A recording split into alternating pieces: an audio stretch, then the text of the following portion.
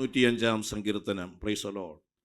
ദൈവത്തെ സ്തുതിക്കുവാൻ, ദൈവത്തിൻ്റെ നാമത്തെ മഹത്വപ്പെടുത്തുവാൻ ഇസ്രായേലിന് എന്തൊക്കെയോ കാരണങ്ങളുണ്ടെന്നുള്ളത് വളരെ വ്യക്തമായ വസ്തുതയാണ്. അതിനെ ഓരോന്നായി അറിയിപ്പാൻ സങ്കീർത്തനക്കാരൻ ഇസ്രായേലിൻ്റെ ചരിത്രത്തെ ഒന്ന് പഠിപ്പിക്കുവാൻ നമുക്ക് അങ്ങനെയുള്ള ചില സങ്കീർത്തന ഭാഗങ്ങൾ കൂടെ ഉണ്ട്. ഈ സങ്കീർത്തനങ്ങൾക്കൊരു ഉദ്ദേശമുണ്ട്, പല ഉദ്ദേശങ്ങളുണ്ട്. അതിലൊരു ഉദ്ദേശമാണ് പുതിയ തലമുറയെ ഇസ്രായേലിൻ്റെ ചരിത്രത്തെ പാട്ടിൻ്റെ രൂപത്തിലാക്കി അവരെ പഠിപ്പിക്കുക എന്നുള്ളത്. സ്തോത്രം. ഹല്ലേലൂയ. എത്ര പേർക്ക് സ്തോത്രം പറയാം? നമ്മുടെ പല പഴയ പാട്ടുകളുമൊക്കെ അങ്ങനെയുള്ളതാണ്. സ്തോത്രം. എൻ പ്രിയൻ വലങ്കരത്തിൽ പിടിച്ചെന്നെ നടത്തിടുന്നു ഈ ദിനംതോറും എന്നുള്ള പാട്ട് പാടി തീരുമ്പോൾ കുറേ പേരുടെ അത്ഭുതങ്ങൾ നമ്മുടെ മനസ്സിൽ വരും. ചെങ്കടലിൽ കൂടി ഒരു ചെങ്കൽ പാത ഒരുക്കി ജനത്തെ അക്കരയ്ക്ക് കടത്തിയ ദൈവം. സ്തോത്രം. തൻ്റെ പ്രവാചകന് ക്ഷാമം വന്നപ്പോൾ സ്തോത്രം അവിടെയും നടത്തിയ കർത്താവ്. ശദ്രക്ക് തീച്ചുളയുടെ നടുവില്, ദാനിയേല് സിംഹങ്ങളുടെ നടുവില്. സ്തോത്രം. ഏലിയാവിനെയൊക്കെ. ഇതൊക്കെ ഒരു ചരിത്രമാണ്. പാട്ട് പാടുമ്പോൾ തന്നെ ഈ ചരിത്രം നമ്മുടെ അകത്ത് വരും. ഇനി ആ ചരിത്രം കൊണ്ട് നിർത്തരുത്. നമുക്ക് പലർക്കും ചരിത്രം അറിയാമെന്നുള്ളതേ ഉള്ളൂ, അതിൻ്റെ ഗുണപാഠം മനസ്സിലാകുന്നില്ല. യോസേപ്പ് കാരാഗ്രഹത്തിൽ കിടന്ന് രക്ഷ പ്രാപിച്ചത് അന്നത്തെ ചരിത്രം. ഇത് നമുക്കെങ്ങനെ വിടുതലാകും? നമ്മുടെ സ്കൂളിൽ എങ്ങനെ വിടുതലാകും? നിങ്ങൾ പഠിക്കുന്ന അന്തരീക്ഷത്തിൽ എങ്ങനെ വിടുതലാകും? എങ്ങനെ അത് നമ്മുടെ ദൈനംദിന ജീവിതത്തിൽ നമുക്ക് സഹായമാകുമെന്നുള്ളതാണ് ആ കഥയിൽ നിന്നും ഞാനും നിങ്ങളും അറിയണമെന്ന് ദൈവം ആഗ്രഹിക്കുന്നത്. യോസേഫിനെ കുറിച്ച് മാത്രം പഠിച്ചിട്ട് നമുക്കെന്ത് കാര്യം? അതിൽ നിന്ന് നമ്മൾ മനസ്സിലാക്കേണ്ടത് യോസേഫിനെ നടത്തിയ ഒരു ദൈവം എന്റെയും ദൈവമാണ്. ഹല്ലേലൂയ. എത്ര പേർക്ക് ദൈവത്തിന് സ്തോത്രം പറയാ? ശദ്രക്കിനെ കുറിച്ച് മാത്രം പഠിച്ചിട്ട് കാര്യമില്ല. ആ ശദ്രക്കിനെ കുറിച്ച് പഠിക്കുമ്പോൾ തീച്ചൂള പോലെ പോരാ, 7 മടങ്ങ് മറ്റുള്ളവർക്കുള്ളതുപോലെയല്ല, അതിനേക്കാൾ 7 മടങ്ങ് ചൂട് വർദ്ധിപ്പിക്കുന്ന തരത്തിലുള്ള പ്രശ്നങ്ങളുടെ നടുവിൽ അകപ്പെട്ടു പോയാൽ എന്നെ വെന്തുപോകാതെ നടത്താ എന്റെ ദൈവ ശക്തനെന്നുള്ള ഒരറിവാണ് ഒരു ദൈവത്തിന്റെ അകത്ത് വരുന്നത്. ഈ കഥ പഠിച്ചിട്ടും പിന്നെയും എനിക്ക് എന്താണ് ഇത്ര വലിയ പ്രശ്നം, മറ്റാർക്കുമില്ലാത്ത വിഷയം എന്തുകൊണ്ട് എൻ്റെ ജീവിതത്തിൽ എന്ന് ചോദിക്കാനല്ല ഒരു ദൈവപൈതൽ തയ്യാറാകേണ്ടത്. മറ്റുള്ളവർക്ക് ഒന്നെങ്കിൽ അതിൻ്റെ 7 മടങ്ങ് ചൂടാണ് ഒരു ഉറച്ചു നിൽക്കുന്ന ദൈവപൈതലിന്. സ്തോത്രം. വഴുവഴുപ്പുള്ളവർക്കല്ല. ഞാൻ ഈ ബിംബത്തെ അതിൻ്റെ മുമ്പിൽ വണങ്ങുകയില്ലെന്ന് തീരുമാനിച്ചുറച്ചു നിൽക്കുന്നവന് 7 മടങ്ങാണ്. പ്രൈസല്ലോ. നമ്മയൊക്കെ വളരെ ചിന്തിപ്പിക്കുന്ന ഒരു വസ്തുത അവിടെയുണ്ട്. നമ്മൾ ചിന്തിക്കുന്നത് നമ്മളിങ്ങനെ ഒരു ധീരമായ തീരുമാനമെടുക്കുമ്പോൾ ദൈവം നമുക്ക് വേണ്ടിയും അങ്ങനെ ഒരു തീരുമാനം എടുക്കും. അതുറപ്പാണ്. പക്ഷെ നമ്മൾ നിശ്ചയിക്കുന്ന സമയത്തല്ല. അതിന് മുമ്പിൽ ഞങ്ങൾ മുട്ടുമടക്കുകയില്ല, ഞങ്ങൾ തല കുനിക്കുകയില്ല എന്നിവർ പറയുമ്പോൾ ദൈവവും അതിന് തക്കവണ്ണം ഒരു പ്രവൃത്തി അയക്കുമെന്ന് കരുതിയാണ് നമ്മളിപ്പോൾ എടുക്കുന്നത്. പക്ഷെ അന്ന് അവരങ്ങനല്ല എടുത്തത്. അന്ന് മരിക്കാനും തയ്യാറായിട്ടാണ് പറഞ്ഞത്. പക്ഷേ ദൈവത്തിൻ്റെ പ്രവൃത്തി ഒടുവിലത്തെ സമയത്ത് വന്നു. അത് വന്നതുകൊണ്ട് നമ്മൾ ദൈവത്തെ സ്തുതിക്കുന്നു. ഇനി ചിലപ്പോൾ വേദപുസ്തകത്തിൽ അങ്ങനെയുണ്ടല്ലോ, ചില ഭാഗങ്ങളിൽ ദൈവം ഇറങ്ങി വരാതെയും ഇരിക്കാം. അങ്ങനെയുള്ള ഒരു പ്രധാന സംഭവമാണ് പുതിയ നിയമത്തിൽ നമ്മൾ വായിക്കുന്നത്. സ്തേഫാനോസിനെ നിന്ന് കല്ലെറിഞ്ഞു കൊല്ലുകയാണ്. അവൻ ന്യായാധിപ സംഘത്തിൻ്റെ മുമ്പിൽ നിന്ന് കർത്താവിൻ്റെ മഹത്വത്തെ അവരുടെ മുഖത്ത് നോക്കി പറഞ്ഞതുകൊണ്ടാണ് അവർക്ക് ഇത്രമേൽ അരിശം അവരുടെ നേരെ ഉണ്ടായത്. അപ്പം നമുക്കൊരു പ്രതീക്ഷ, അത് വായിച്ചു നോക്കുമ്പോൾ എനിക്ക് തോന്നാറുണ്ട്, ആ കല്ലെറി കൊണ്ടാലും ഈ സ്തേഫാനോസ് മരിക്കാതിരുന്നെങ്കിൽ കൊള്ളായിരുന്നു. നിങ്ങളൊന്ന് ചിന്തിച്ചിട്ടുണ്ടോ? ഇത്രയും കല്ലെറിഞ്ഞിട്ടും ഈ സ്തേഫാനോസിനെ കൊല്ലാൻ കഴിഞ്ഞില്ല. അവൻ അവിടെ നിന്നുകൊണ്ട് കർത്താവിനെ പ്രസംഗിച്ചെങ്കിൽ കല്ലെറിഞ്ഞ കുറയണമെങ്കിലും മാനസാന്തരപ്പെട്ടേനെ. ഇത് നമ്മുടെ ചിന്തയാണ്. ദൈവത്തിൻ്റെ പദ്ധതി വേറെയാണ്. എന്നാൽ അന്നവിടെ ഈ വസ്ത്രമെല്ലാം കാത്തുകൊണ്ടിരുന്ന ശൗലെന്ന ഒരു മഹാപണ്ഡിതനെ ദൈവം അന്നേ ചൂണ്ടയിട്ട് കോർത്തെടുത്തു. അവൻ്റെ അകത്തൊരു മിന്നൽ വന്നു. ഒരുത്തൻ മരിക്കുമ്പോൾ അവൻ ഇങ്ങനെ തേജസ്സുള്ള മുഖവുമായി മരിക്കാൻ പറ്റുമോ? മറ്റ് കല്ലെറിയുന്നവന്മാർക്ക് ഈ ബോധം ഇല്ലെങ്കിലും ശൗലിന് ആ ബോധമുണ്ട്. സ്തോത്രം! എത്ര പേർക്ക് ദൈവത്തിന് സ്തോത്രം പറയാം? നമ്മുടെ ജീവിതത്തിൽ, പ്രവർത്തനത്തിൽ ഈ കഥ, അനുഭവങ്ങളൊക്കെ നമ്മുടെ ജീവിതത്തിൽ കൊണ്ടുവരാൻ. അതുപോലെ തന്നെ യാക്കോബ് ഇങ്ങനെ ഒരു പക്ഷേ ദൈവത്തിൻ്റെ വിടുതൽ ഉണ്ടായേക്കാം, ഉണ്ടാകാതെയും വരാം. രണ്ടും ഒരു വിശ്വാസ ജീവിതത്തിൻ്റെ അടിസ്ഥാനങ്ങൾ തന്നെയാണ്. അവിടെയും നമ്മുടെ കർത്താവിൻ്റെ അതുപോലെ തന്നെയാണ് ഇവിടെ ഒരു ചരിത്രം പഠിപ്പിക്കുകയാണ് ഈ സങ്കീർത്തനക്കാരൻ. ഇസ്രായേലിനെ, അടുത്തൊരു തലമുറയെ, അബ്രഹാമിനെക്കുറിച്ച്, പ്രത്യേകാൽ യോസേഫിനെക്കുറിച്ചൊക്കെ പാട്ടിൻ്റെ വരികളിലൂടെ അവരെ ഇങ്ങനെ എഴുതി അറിയിക്കുകയാണ്. സ്തോത്രം! അതിങ്ങനെ പാടിപ്പാടി സ്തോത്രം ദൈവത്തിൻ്റെ മഹത്വത്തെ മനസ്സിലാക്കാൻ അതൊരു ഉപകാരമാണ്. Praise the Lord! സ്തോത്രം! ഞാൻ നമ്മുടെ തലമുറകളോടൊക്കെ പറയുന്ന ഒരു പാട്ട് തുടങ്ങിയാൽ തീരുന്നത് വരെ കാണാതെ പാടാൻ പറ്റണം. സ്തോത്രം! എളുപ്പമാണ്. നിങ്ങൾ ഒരു പ്രാവശ്യം കേട്ട പാട്ട് തന്നെ അടുത്ത പ്രാവശ്യം മൂളി പാടുന്നുണ്ടല്ലോ. അപ്പോൾ ഇതൊന്ന് ശ്രദ്ധിച്ച് പാടിയാൽ അടുത്തും നിങ്ങൾക്ക് പാടാൻ പറ്റും, യാതൊരു സംശയവുമില്ല. സ്തോത്രം! ശരി, അപ്പോൾ ഇങ്ങനെ വരുമ്പോൾ ഈ പാട്ടിൻ്റെ പല വരികളിലും നമുക്കവിടെ കാണാൻ കഴിയുന്ന ഒരു പ്രധാന കാര്യം, അവിടെ 5-ാമത്തെ വാക്യത്തിൽ അവൻ്റെ ദാസനായ അബ്രഹാമിൻ്റെ സന്തതിയും അവൻ തിരഞ്ഞെടുത്ത യാക്കോബിൻ മക്കളുമായുള്ളവരേ എന്ന് പറഞ്ഞാൽ ദൈവജനമേ, തൻ്റെ വിളി കേട്ടിറങ്ങിയ ദൈവ മക്കളെ, ഒരു വലിയ കൂട്ടമായി ഇപ്പോൾ നിങ്ങൾ മാറി. പക്ഷേ നിങ്ങളുടെ പഴയ ചരിത്രം നിങ്ങളൊന്ന് അറിയണം. Praise the Lord! എന്താണ് പഴയ ചരിത്രമെന്നറിയാമോ? 9-ാമത്തെ വാക്യം, അവൻ അബ്രഹാമിനോട് ചെയ്ത നിയമവും ഇസ്ഹാക്കിനോട് ചെയ്ത സത്യവും തന്നെ. Praise the Lord! അതിൻ്റെ 12-ാമത്തെ വാക്യം, അവർ അന്ന് എണ്ണത്തിൽ കുറഞ്ഞവരും ആൾ ചുരുങ്ങിയവരും പരദേശികളുമായിരുന്നു. ഇന്ന് ഈ പാട്ട് എഴുതുന്ന സമയത്തുള്ളതുപോലെയുള്ള സംവിധാനങ്ങളൊന്നും അന്ന് ഇല്ലായിരുന്നു. എണ്ണത്തിൽ കുറവ്, കഷ്ടതയുടെ നടുവിൽ, മിസ്രയീമിൽ അവർ പരദേശികൾ.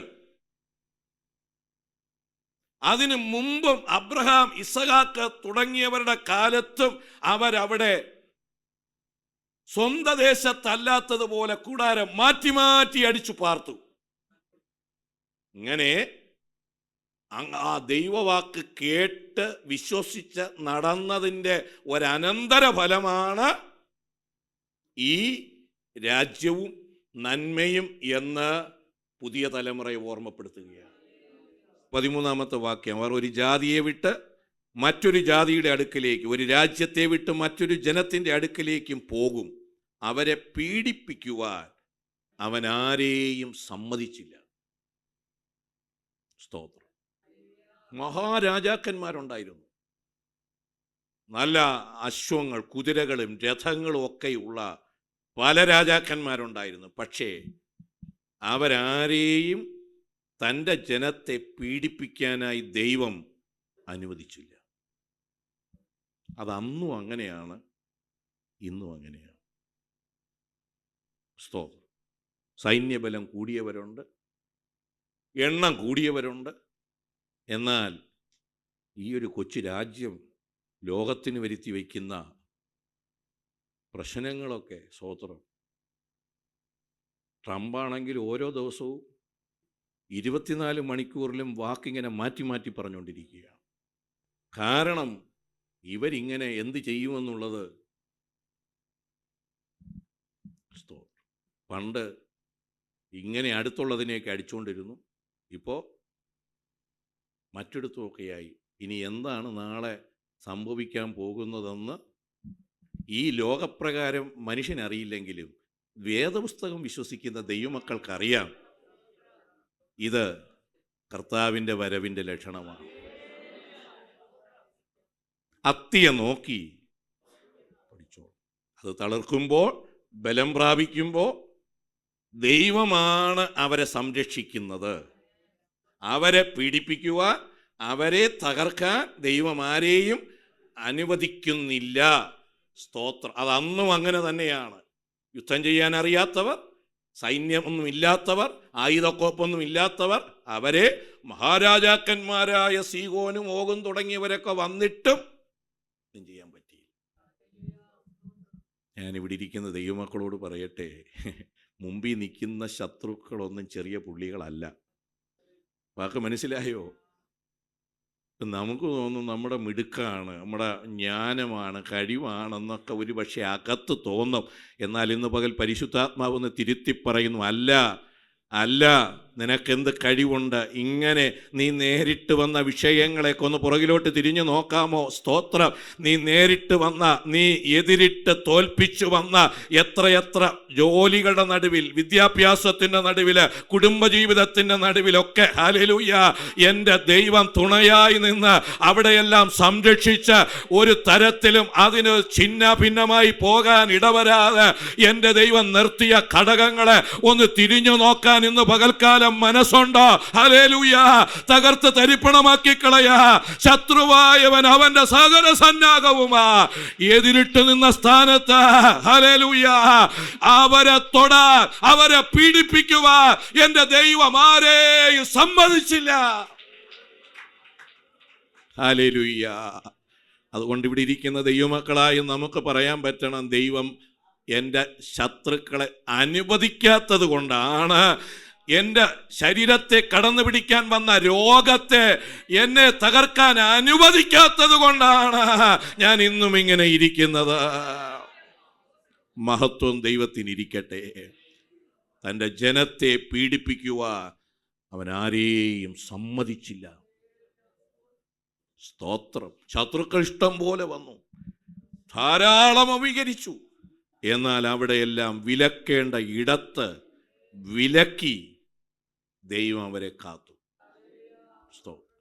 ഈ മക്കളെ, ഈ ഇസ്രായേൽ രാജ്യം രൂപപ്പെട്ട് കഴിഞ്ഞ ഉടനെ ഈ ബ്രിട്ടീഷുകാർ ഇവരെയൊക്കെ ഏൽപ്പിച്ചിട്ടങ്ങ് മാറി. പക്ഷേ അടുത്ത് ഭയങ്കര യുദ്ധമാണ്. ചുറ്റിലുമുള്ള രാജ്യങ്ങളൊക്കെ വന്ന് ഇവരെ ആക്രമിക്കുകയാണ്. ഒരു തരത്തിലും രൂപപ്പെടുന്ന ഒരു സാഹചര്യം അവിടെ ഇല്ല. നമ്മൾ ചരിത്രത്തിൽ ഇസ്രായേലിൻ്റെ മിടുക്കെന്നാണ് അതിനെ പറയുന്നതെങ്കിലും ചരിത്ര പുസ്തകങ്ങളിൽ എഴുതി വച്ചിരിക്കുന്നത് ദൈവം അവരെ സഹായിച്ചു എന്നാണ്. ഈജിപ്തിൽ നിന്ന് കയറി വന്ന ഒരു കൂട്ടം സൈന്യങ്ങൾ ഇങ്ങനെ, അവിടെ ഒരു ചരിത്രകാരൻ എഴുതിയിരിക്കുന്നത് ഇങ്ങനെയാണ്, ഒരു വലിയ കൈ ഇങ്ങനെ കാണുന്നു. ഒരു കൈ ഇങ്ങനെ നിൽക്കുന്നു. ആ കൈയുടെ ഈ ഷർട്ടിൻ്റെ ഈ ഇതുണ്ടല്ലോ, ഈ ഭാഗം അതിങ്ങനെ താന്നു കിടക്കുകയാണ്. ഈ കാഴ്ച കണ്ടവർ പേടിച്ചോടിപ്പോയി. സ്തോത്രം. അവർ യുദ്ധം ചെയ്യാൻ വന്നില്ല. വേറെ ഒരു തോട്ടത്തിലൂടെ കടക്കുമ്പോൾ അവിടെയുള്ള കടന്നൽ കൂട്ടം ഇളകി ആ സൈന്യത്തെ ഓടിച്ചു. സ്തോത്രം. നമുക്ക് ലോകത്തിൽ പറയുമ്പോൾ ഇത് ഇസ്രായേലിൻ്റെ വലിയ, പക്ഷേ ഈ വിജയം കൊടുത്തത് കടന്നലിനെ കൊണ്ടും തൻ്റെ നീട്ടിയ ഭുജം കൊണ്ടും ദൈവം നൽകിയ വിജയങ്ങളാ. എത്ര പേർക്ക് സന്തോഷത്തോടെ ദൈവത്തെ മഹത്വപ്പെടുത്താ. ഹല്ലേലൂയ. ഇസ്രായേലിനെ നടത്തി എന്നുള്ളത് സത്യമാണ്, അത് ചരിത്രമാണ്, അത് ഇന്നും ആവർത്തിച്ചു കൊണ്ടിരിക്കുന്നു. ആവർത്തിക്കും എന്നല്ല, ഇന്നും എൻ്റെയും നിങ്ങളുടെയും ജീവിതങ്ങളിൽ അത് ആവർത്തിച്ചു കൊണ്ടിരിക്കുന്നു. സാമ്പത്തിക ബുദ്ധിമുട്ടുകൾ, വരുമാനം എത്രയുണ്ട്, ഹല്ലേലൂയ, നിന്റെ ശരീരസ്ഥിതി എങ്ങനെയുണ്ട്, നിന്റെ ചുറ്റിലുള്ള പ്രശ്നങ്ങളൊക്കെ എത്ര വലുതാണ്, അതിൻ്റെ നടുവിൽ അതൊന്നും നിന്നെ പീഡിപ്പിക്കാൻ അനുവദിക്കാതെ എൻ്റെ ദൈവം നടത്തുന്നെങ്കിൽ നാം സേവിക്കുന്ന നമ്മുടെ ദൈവം എത്ര വലിയവനാണ്. അവരെ പീഡിപ്പിക്കുവാൻ അവൻ ആരെയും സമ്മതിച്ചില്ല. അങ്ങനെ ദൈവം തൻ്റെ മക്കളെ അതിശയകരമായി നടത്തുന്നു. സ്തോത്രം. താഴോട്ട് വായിക്കുമ്പോൾ അവർക്ക് മുമ്പായി ഒരു രക്ഷകനെ അയക്കുന്നു. യോസേപ്പിനെ അയക്കുന്നു. യോസേപ്പിനെ അവർ ഇരുമ്പ് ചങ്ങല കൊണ്ട് ബന്ധിച്ചു, ചെയ്യാത്ത കുറ്റത്തിനകത്താക്കി. അതിന് ദൈവം കൊടുക്കുന്ന ഒരു വിശദീകരണം ഇങ്ങനെയാണ്: യഹോവയുടെ വചനം നിവൃത്തിയാകുകയും അവൻ്റെ അരുളപ്പാടിന് അവന് ശോധന വരികയും ചെയ്യുവോളം. ഇപ്പൊ യോസേപ്പിനെ ഒന്ന് ദൈവം എന്ത് ചെയ്തു? ശോധന ചെയ്തു. അതുവരെ അവരെ ബന്ധിക്കാൻ ദൈവം അങ്ങ് അനുവദിച്ചു. അപ്പൊ ശോധന കഴിഞ്ഞപ്പോ അവിടത്തെ ഫറവോൻ അങ്ങ് എഴുന്നേറ്റു. നേരെ കാര്യങ്ങൾ തിരിഞ്ഞു. അടുത്ത് വായിക്കുന്നതിനെ വളരെ സന്തോഷിപ്പിച്ചു. സ്തോത്രം. രാജാവ് ആളയച്ചവനെ വിടുവിച്ചു, ജാതികളുടെ അധിപതി അവനെ സ്വതന്ത്രനാക്കി, അവന്റെ പ്രഭുക്കന്മാരെ ഇഷ്ടപ്രകാരം ബന്ധിച്ചു കൊള്ളുവാനും. കണ്ടോ, മാറിയുന്നുണ്ടോ? സ്തോത്രം. അവനെ നേരത്തെ ശോധന ചെയ്യുമ്പോൾ അത് ഇവരും ബന്ധിച്ചതല്ല, ദൈവം അനുവദിച്ചു. ഒരല്പസമയത്തേക്ക് അവനെ എന്ത് ചെയ്തോ? ബന്ധിച്ചു. അത് കഴിഞ്ഞപ്പോൾ ആ ശോധന കാലഘട്ടത്തിൽ യോസേഫ് ജയിച്ചപ്പോൾ, അവൻ തോറ്റുപോകാതെ നിന്നപ്പോൾ, ഹല്ലേലൂയ, ആളയച്ചവനെ വരുത്തിച്ചു. എത്ര പേർക്ക് ആ വാക്ക് കേൾക്കാൻ സന്തോഷമുണ്ട്? നീ എവിടെ പോയാൽ, എത്ര പേർക്ക് സ്തോത്രം പറയാ, നിന്റെ അനുഗ്രഹങ്ങളെ തേടി പോകേണ്ട കാര്യമില്ല. ശോധനകളുടെ നടുവില് ദൈവപക്ഷത്ത് നീ ഉറച്ചു നിന്നാലുണ്ടല്ലോ, ആളയച്ച് എന്റെ ദൈവം നിനക്ക് വരേണ്ടുന്ന നന്മ വരുത്തി തരുമെന്ന് വിശ്വസിക്കുന്ന എത്ര ദൈവമക്കൾ ഇതിനകത്തുണ്ട്? ഹല്ലേലൂയ. അതിന്റെ പിന്നാലെ നടന്ന് നീ ബുദ്ധിമുട്ടേണ്ട കാര്യമില്ല. ആളയച്ച എന്റെ ദൈവം അതിനുള്ള മുഖാന്തരങ്ങളെ ഒരുക്കിക്കൊണ്ട്. ആ വാക്കെന്നെ വളരെ സ്പർശിച്ചു. ആളയച്ച് അവനെ വരുത്തിച്ചു. വാ, നീ എവിടെയെങ്കിലും ഒതുങ്ങിക്കൂടാമെന്ന് വിചാരിച്ചാലും, നീ എവിടെയെങ്കിലും ഒതുങ്ങി ഇനി മതിയെന്നൊക്കെ പറഞ്ഞിരുന്നാലും, ആളയച്ച് ദൈവം നിന്നെ വരുത്തും. സ്തോത്രം. ദാവീദ് അപ്പൻ്റെ ആടും മേയ്ച്ച് അങ്ങനെ ഒതുങ്ങിക്കൂടാമെന്ന് വിചാരിച്ചു. ആളയച്ച് ദൈവം വരുത്തിച്ചു. വാ, നന്മയും കരുണയും നിന്റെ പുറകെ വരും. കുഞ്ഞുങ്ങളെ അഡ്മിഷൻ വേണോ, ജോലി വേണോ, നല്ല വിവാഹവും ദൈവിക നന്മകളും പ്രാപിക്കണമോ, അതിനെ ലക്ഷ്യം വച്ച് നീ യാത്ര ചെയ്യണ്ട. ദൈവത്തെ നേരെ സേവിക്കുക, വിശ്വസ്തയോടെ ദൈവത്തെ സേവിക്കുക. നിനക്ക് വരേണ്ടുന്ന നന്മ, നിന്റെ കുടുംബത്തിൽ വരേണ്ടുന്ന നന്മ, നിന്റെ ഭാവിക്ക് വരേണ്ടുന്ന നന്മ ആളയച്ച എൻ്റെ ദൈവം അത് കൃത്യമായി കൊണ്ട് തരേണ്ട ഇടത്ത് കൊണ്ട് തരുമെന്നത് വചനത്തിൻ്റെ ഉറപ്പാണ്. അവൻ്റെ പ്രഭുക്കന്മാരെ ഇഷ്ടപ്രകാരം ബന്ധിച്ചു കൊള്ളുവാനും അവൻ്റെ മന്ത്രിമാർക്ക് ജ്ഞാനം ഉപദേശിച്ചു കൊടുപ്പാനും തൻ്റെ ഭവനത്തിന് അവനെ കർത്താവായും തൻ്റെ സർവസമ്പത്തിനും അധിപതിയായും നിയമിച്ചു. സ്തോത്രം. ഇനി ഇവിടെ ഒരു കാര്യം പറഞ്ഞ് അവസാനിപ്പിക്കാം. ഇപ്പോൾ ആ യോസേഫിൻ്റെ ഇഷ്ടപ്രകാരം അവൻ്റെ പ്രഭുക്കന്മാരെ എന്ത് ചെയ്യാം? ബന്ധിക്കാം. ഞാനായിരുന്നെങ്കിൽ ആദ്യം പോത്തിഫറിനെ പിടിച്ചുകൊണ്ട് വന്നേനെ, അവൻ്റെ ഭാര്യയും കൊണ്ടുവന്നേനെ. ഇതല്ല ദൈവപ്രവൃത്തി. മനസ്സിലാകുന്നുണ്ടോ? പകരം കൊടുക്കുക എന്നുള്ളതല്ല. ഇടയ്ക്ക് നമ്മൾ സുവിശേഷ യോഗത്തിൽ കേട്ടു, അതൊരു ക്ഷുദ്രപ്രയോഗമാണ്, ആഭിചാരമാണ്. അത് നിനക്ക് തന്നെ ദോഷം ചെയ്യും. സ്തോത്രം. വാക്ക് മനസ്സിലാകുന്നുണ്ടോ? അതൊക്കെ ദൈവത്തിന് വിട്ടുകൂടെ. എത്ര പേർക്ക് മനസ്സിലാകുന്നുണ്ട്? ഈ കിട്ടിയ അധികാരം, ഈ കിട്ടിയ അനുഭവങ്ങൾ, കിട്ടിയ അവസരങ്ങൾ ആർക്കെങ്കിലും ദോഷം ചെയ്യാനല്ല, ഒരു രാജ്യത്തിന് രക്ഷ വരുത്താനാണ് ദൈവം വിട്ടത്. എത്ര പേർക്ക് മനസ്സിലാകുന്നുണ്ട്? ഹല്ലേലൂയ. നേരത്തെ അനുഭവിച്ച കുറെ കയ്പ്, നേരത്തെ അനുഭവിച്ച കുറെ വേദന അകത്ത് കിടപ്പുണ്ട്. ആ വേദനയ്ക്കൊക്കെ പരിഹാരം വരുത്താനുള്ള അധികാരവും അതിനുള്ള എല്ലാം അവന് കിട്ടി. പക്ഷെ അവൻ്റെ അകത്തൊരറിവുണ്ട്, എനിക്ക് കിട്ടിയത് അനേകരെ രക്ഷിക്കാനാണ്. എത്ര ദൈവമക്കൾക്ക് ഇന്ന് പകൽക്കാലം കേൾക്കാൻ സന്തോഷമുണ്ട്. ദൈവം നൽകിയ അവസരങ്ങളുണ്ടല്ലോ, ദൈവം നൽകിയ കഴിവുകളുണ്ടല്ലോ, അതാരെയും മോശപ്പെടുത്താനോ ആർക്കും ശിക്ഷ വരുത്താനോ അല്ല, അനേകരെ രക്ഷിക്കാൻ ദൈവം നിന്നെ നിയമിച്ചിരിക്കുകയാ. ദൈവം അവനെ അങ്ങനെ വെച്ചു. തുടർന്നും അങ്ങനെ തന്നെയാണ് യോസേപ്പിൻ്റെ ചരിത്രം നമ്മെ പഠിപ്പിക്കുന്നത്. അതുകൊണ്ട് ദൈവമക്കളെ, ദൈവം ഏത് അവസ്ഥകൾ തന്നാലും നേരത്തെയുള്ള കയ്പിൻ്റെ അനുഭവങ്ങളെ ഓർത്ത് അതിൻ്റെ പിന്നാലെ പോയി നമ്മുടെ നന്മ കളയാനല്ല. അത് യോസേഫ് പറയുന്നു, സഹോദരന്മാർക്കേ പേടി വന്നു. കാരണം ഇവൻ്റെ മുമ്പാകെ നിൽക്കുന്നത് തന്നെ അവൻ പറഞ്ഞു, അല്ല, നിങ്ങൾക്ക് രക്ഷ വരുത്താൻ. എത്ര പേർക്ക് ദൈവത്തിന് സ്തോത്രം. നിങ്ങൾക്കും കൂടെ രക്ഷ വരുത്താൻ എൻ്റെ ദൈവം മുന്നമേ എന്നെ ഇവിടെ അയച്ചെന്നേ ഉള്ളൂ. അനേകർക്ക് രക്ഷ വരുത്തുവാൻ നമ്മുടെ പരിശ്രമങ്ങളും നമ്മുടെ പ്രയത്നങ്ങളും അത് അനുഗ്രഹമായി മാറുവാൻ സർവശക്തനായ ദൈവം ഇടവരുത്തട്ടെ.